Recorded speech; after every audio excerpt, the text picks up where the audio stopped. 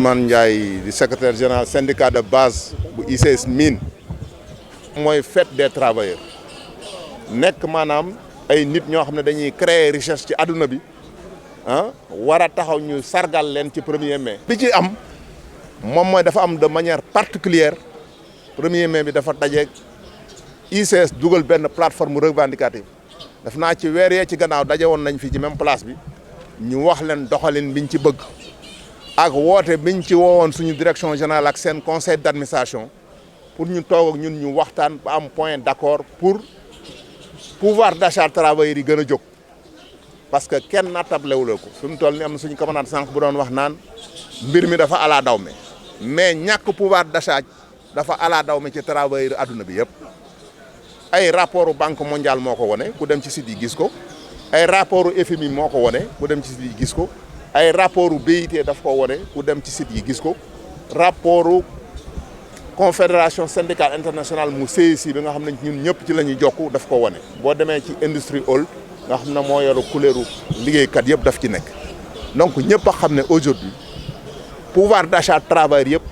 ñëpp a ko perte muy diggante boo jógee Norvège ba Ushuaïa nga jógee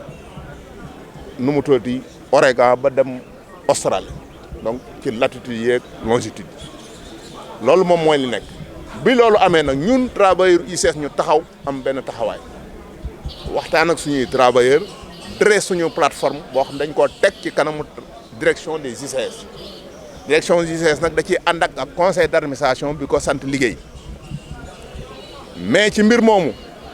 pour mun a bañ a guddal dem nañoo ñoom ci li ñuy wax la négociation tripartite mooy maanaam ñun travailleurs yi ñu toog ak patron bi ñu discuter ci suñu plateforme te amuñu en tout cas satisfaction bi nag am na lu sew lu ci am loo xam ne laaj nañu préciser ko ñun ñoo toog bind direction bi ne leen quitter nañ seen table de négociation pour benn mbir parce que mënoo dem ak nit négociation ngeen def proposition ñu ne leen na ku nekk retiré wu jéem a xoolaat sa base xoolaat sa mbir nga yónnee papier boo xam ne amul en-tête ICS amul signature patron bi ñu delloo la ko tu as du mal à retourner sa papier là. Cela veut dire que ce papier là n'est pas présentable parce que xam nañ ne buñ ñu ko joxee dinañ ko présenter feneen ak feneen ak feneen ba léegi nii ma lay wax ni jotuñu ko cela veut dire que c'est pas décent ñun nag travailleur ICS travail décent moo ñu fi bàyyi travail décent maanaam bu ma ko mënee gàttal mooy maanaam ngay liggéey ñu lay fay ngay mën a faj ay soxla waaye képp kuy liggéey chaque fin du mois ñu fay la te mënoo faji soxla ce travail n'est pas décent sa santé ak sa sécurité jëluñu ko en charge sa protection sociale de manière globale kenn jëlu ko en charge ñi may waxal Sénégal yëpp à part patron yi ay travailleurs yi fi ëpp patron donc ku nekk xam ne li ñuy wax ci dëkk bi moo fi nekk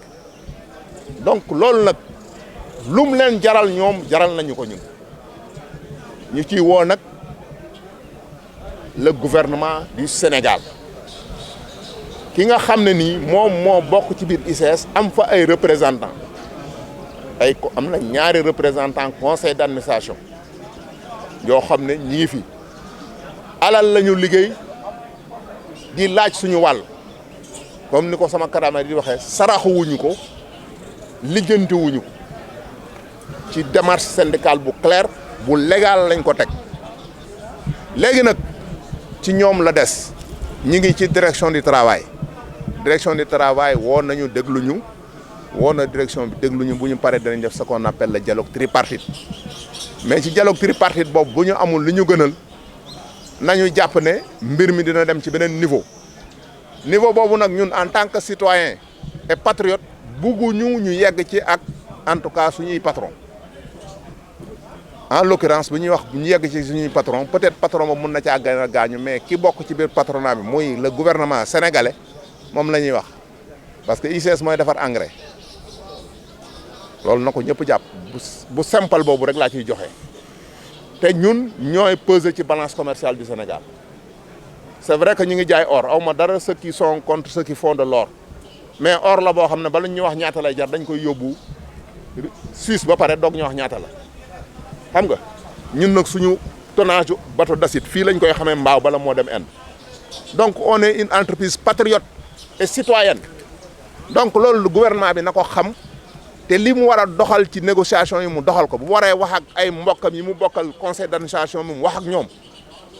mais lu ko mooy suñu amul li ñu gënal parce que nag mënuñu chaque jour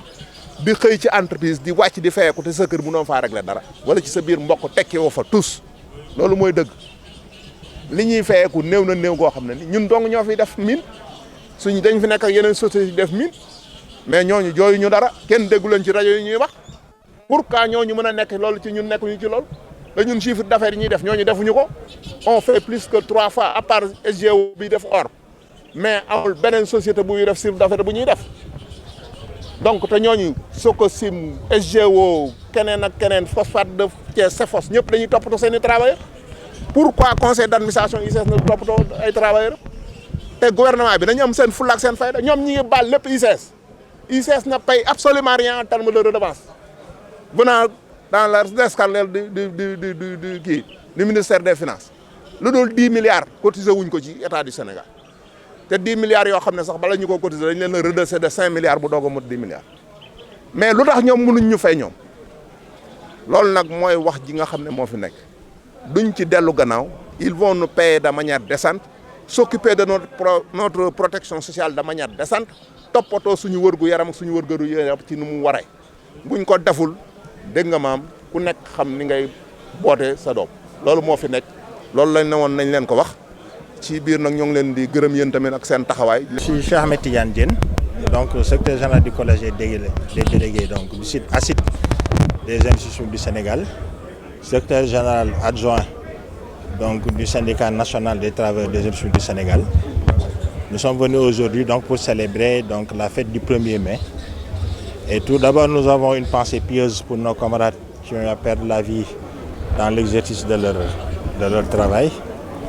Et aussi à nos camarades qui ont eu à subir un quelconque dommage du fait de l'exécution de leur travail. Ensuite, nous félicitons donc tous les travailleurs et en premier lieu nos secrétaires généraux, confédéraux, donc au niveau de la coalition des centrales syndicales. Et nous sommes venus aujourd'hui donc parler de notre entreprise, comme l'a dit mon ami et frère Ousmane Ndiaye. Donc nous avons eu à déposer une plateforme revendicative et nous avons entamé des négociations avec notre direction générale. Nous avons eu des séances de négociation. Malheureusement, donc nous n'avons pas vu satisfaction, donc nous n'avons pas eu satisfaction. Et nous avons transféré le dossier au niveau de la direction générale du travail, donc pour des négociations tripartites entre donc les travailleurs, l'employeur et l'État. Donc aujourd'hui, notre plateforme donc a été évaluée, mais ce que nous disons, c'est qu'elle est motivée par la situation sociale qui prévaut dans notre entreprise. En termes de masse salariale, la masse salariale de l'entreprise n'est pas ce qu'elle devrait être par rapport au chiffre d'affaires que nous avons généré. Indépendamment même du chiffre d'affaires, donc le pourcentage accepté en termes de management donc entre un chiffre d'affaires et une masse salariale, nous sommes loin de la normalité. L'autre chose, c'est qu'au niveau national, donc si on prend donc le salaire moyen au niveau des ICS, nous sommes 30% inférieurs donc aux autres entreprises du secteur. Et donc c'est dire qu'il y a des corrections à apporter. Le troisième élément, c'est que nous sommes la société qui pèse le plus sur l'économie nationale. Tous les projets dont nos amis politiciens se targuent, tous ces milliards ont été apportés par des investissements étrangers. Des gens qui ont eu confiance à notre économie. Pourquoi? Parce qu'on a un bon taux de croissance. Et ce taux de croissance a été par les ICS. Il ne faut pas que toute la nation donc, ressente la vie économique et financière qu'il y a dans le pays et que les travailleurs. Donc c'est ça exactement la situation que nous sommes venus donc, déplorer aujourd'hui. Ousmane l'a dit tantôt, l'État est actionnaire à hauteur de 15%, mais aussi la plupart de nos maux sont dus à l'État. Et quand nous parlons de l'État, c'est dans toutes ses composantes, jusqu'au sommet. Les gens savent de quoi nous parlons. Nous avons eu à le dire une fois et nous le répétons aujourd'hui. Il ne faut pas réveiller les fantômes des crises des 6S. Nous pouvons discuter. Les gens ont eu des demandes raisonnables, faisables, réalisables, parce que l'argent est là. Et comme on l'a dit tantôt en Wolof, nous ne commandons pas. Nous sommes en train de demander notre part de la richesse que nous avons générée. Donc en gros, c'est ce qu'on voulait dire. Encore une fois, avec tous les chiffres que nous avons donnés, avec tous les manquements qui prévalent au niveau des ICS, le mutisme de l'État est là. Et comme j'ai dit tantôt, on ne parle même plus de notre ministre de tutelle, qui s'est fourré dans un mutisme total depuis 4 ou 5 années. Donc les autres demandements de l'État, nous les avons interpellés. Certains ont eu des réactions, mais pour ne pas dire autre chose, nous lions ces actions, mais ce n'est pas ce que ça devrait être. Donc nous appelons l'État à réagir. On ne peut pas regarder donc, une société qui pèse autant sur l'économie nationale, péricliter ou être déstabilisée. Nous avons des objectifs de production qui sont là. Nous avons une marge de progression qui est là et que nous voulons atteindre. Nous sommes capables de le faire, nous avons déjà fourni des résultats. Nous appelons l'État à plus de responsabilités et donc à avoir le comportement idéal, le comportement adéquat pour que nous puissions gérer donc,